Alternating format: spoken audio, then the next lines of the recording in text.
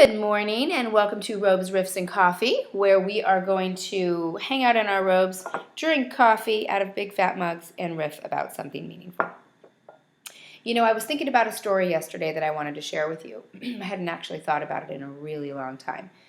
And when I was in 7th grade, I was in the advanced math class. So I was in a class with 9th graders.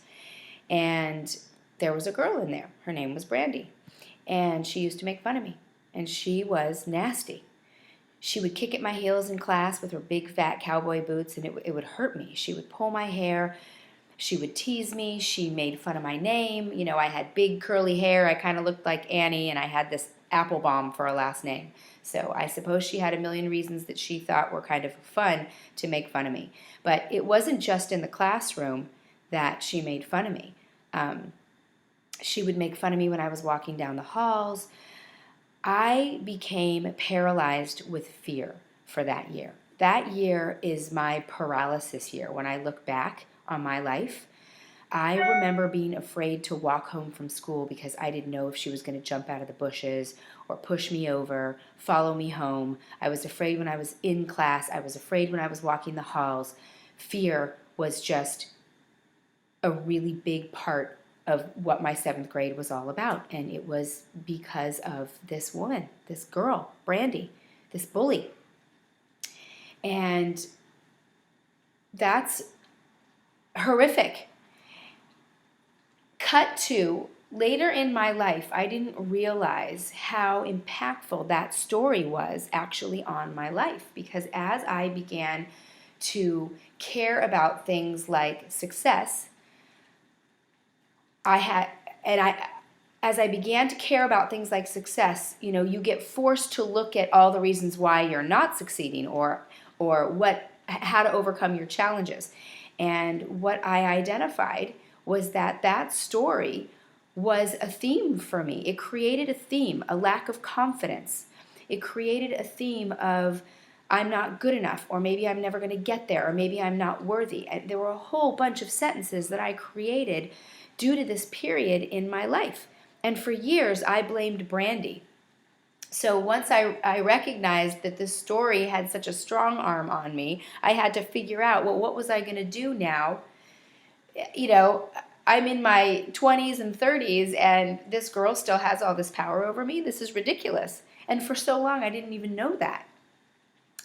And really what it ended up, you know, without getting into the whole long story, I think what we have to understand about transformation and what I learned was that I had to go through a process of redefining the story, of changing the story, not the events that took place, right? I can't actually shift and change what Brandy did. But what I learned was this wasn't even about Brandy. This was about my interpretation of the story. And the interpretation for me was, oh my gosh, I must not be good enough, and I'm never going to be liked, and I am not, somebody who's ever going to have friends. And, you know, this whole lack of confidence thing happened as a result of how the meaning that I gave to the story of what happened with Brandy. And Brandy just did what she did. So as soon as I realized that I can create another perception to the story, my whole life changed. My entire life changed. In fact, it changed to, thank you, Brandy. Applebaum, first of all, is a totally awesome name. It means, like, if you're going to get involved with Applebaum, you are going to get an explosion in your life. You're going to get a kick in your bum that's going to help you get to the next level. Like, that's what Applebaum means to me now. But that's because I've shifted the story. I'm sharing this with you.